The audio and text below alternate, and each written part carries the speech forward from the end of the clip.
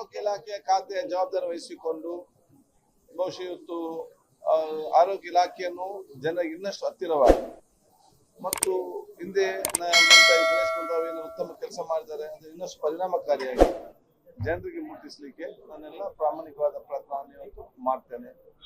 ಬಹುಶಃ ದೊಡ್ಡ ಮಟ್ಟದ ಒಂದು ಖಾತೆ ಆದ ಕಾರಣ ಬಹಳಷ್ಟು ಕೆಲಸಗಳು ಕೂಡ ಇವತ್ತು ಇದೆ.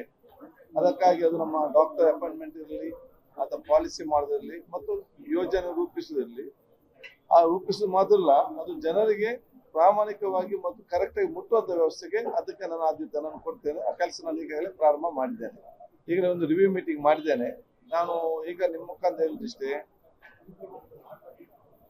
ಯಾರಾದರೂ ನಮ್ಮ ಆಯುಷ್ಮಾನ್ ಕರ್ನಾಟಕ ಯೋಜನೆ ಅಡಿಯಲ್ಲಿ ಯಾರಾದರೂ ಯಾವುದೇ ಆದ ಒಂದು ಖಾಸಗಿ ಆಸ್ಪತ್ರೆಗೆ ಹೋಗಿ ಆ ಯೋಜನೆ ಅಡಿ ಒಂದು ಟ್ರೀಟ್ಮೆಂಟ್ ತಗೊಂಡಿದ್ದಾದ್ರೆ ಆಸ್ಪತ್ರೆಯವರು ಹೆಚ್ಚುವರಿಯಾಗಿ ಯಾವುದೇ ಬಿಲ್ ಅನ್ನು ಆ ಪೇಷಂಟ್ಗೆ ಕೊಡಬಾರ್ದು.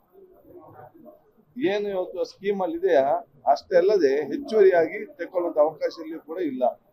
ಯಾವ್ದಾದ್ರು ಆಸ್ಪತ್ರೆಗಳು ಹೆಚ್ಚುವರಿಯಾಗಿ ತಗೊಂಡ್ರೆ ಆ ಒಂದು ಮಾಹಿತಿಯನ್ನು ನಮ್ಮ ಜಿಲ್ಲಾ ಮಟ್ಟದ ನಮ್ಮ ಆರೋಗ್ಯ ಮಿತ್ರ ಮುಖಾಂತರ ನಮ್ಮ ಜಿಲ್ಲಾ ಮಟ್ಟದ ಆರೋಗ್ಯ ಅಧಿಕಾರಿಗೆ ಕೊಡಬೇಕು. ಅದರ ಬಗ್ಗೆ ನಾವು ಪರಿಶೀಲಿಸಿ ನಾವು ಸೂಕ್ತ ಕ್ರಮ ಹೇಳಲಿಕ್ಕೆ ನಾನು ಇವತ್ತು ಬಯಸ್ತೇನೆ.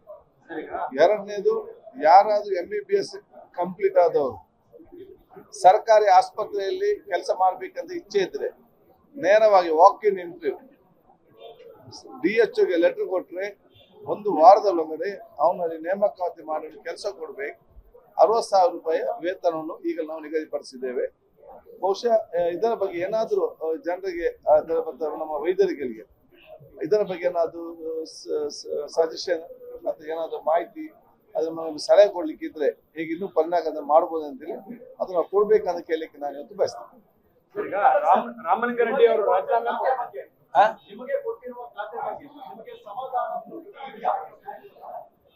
ಖಾತೆ ಕೊಟ್ಟಿರೋ ಬಗ್ಗೆ ನಿಮಗೆ ತೃಪ್ತಿ ಇದೆಯಾ ಸರ್ ಅಂತ? ಯಾಕಂದ್ರೆ ಯಾಕೆ ಇರಬಾರ್ದು, ವಿಶೇಷತೆ ಏನಿದೆ ಅದರಲ್ಲಿ?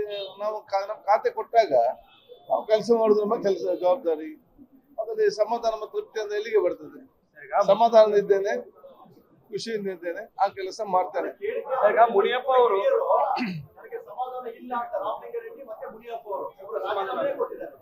ರಾಜೀನಾಮೆ ಕೊಟ್ಟಿದ್ದಾರೆ. ರಾಮಲಿಂಗಾರೆಡ್ಡಿ ಅವರು ಮುನಿಯಪ್ಪ ಅವರು ಅಸಮಾಧಾನ, ನನಗೆ ಸೀನಿಯಾರಿಟಿ ಮೇಲೆ ಸರಿಯಾದ ಇಲಾಖೆಯನ್ನು ಕೊಟ್ಟಿಲ್ಲ, ಸಮಾಜ ಕಲ್ಯಾಣ ಇಲಾಖೆ ಕೃಷಿ ಕೊಡ್ಬೇಕಿತ್ತು ಅಂತ ಅಸಮಾಧಾನ ವ್ಯಕ್ತಪಡಿಸಿದ್ದಾರೆ. ಇದು ಆರೋಗ್ಯ ಇಲಾಖೆ ವ್ಯಾಪ್ತಿಯಲ್ಲಿ ಬರುವುದಿಲ್ಲ, ಅದಕ್ಕೆ ನನಗೆ ಹೇಗೆ ಉತ್ತರ ಕೊಡುದು? ಅಲ್ಲಿ ಸರ್ಕಾರ ಮುಖ್ಯಮಂತ್ರಿ ಇದ್ದಾರೆ ಮತ್ತು ಪಕ್ಷದ ಅಧ್ಯಕ್ಷ ಇದ್ದಾರೆ, ಅವ್ರದಕ್ಕೆಲ್ಲರೂ ಉತ್ತರ ಕೊಡ್ತಾರೆ. ನಿಮಗೆ ಕೊಟ್ಟಿರೋ ಇಲಾಖೆ ನಿಮ್ಗೆ ತೃಪ್ತಿ ಇದೆ ಅಂತ ಅದಕ್ಕೆ ಕೇಳಿದ್ರೆ ನಮ್ಗೆ ಕೊಟ್ಟ ಇಲಾಖೆಯಲ್ಲಿ ನಾನು ಪ್ರಾಮಾಣಿಕತೆ ಕೆಲಸ ಮಾಡೋದನ್ನ ಜವಾಬ್ದಾರಿ, ಆ ಕೆಲಸ ನಾನು ಮಾಡ್ತೇನೆ.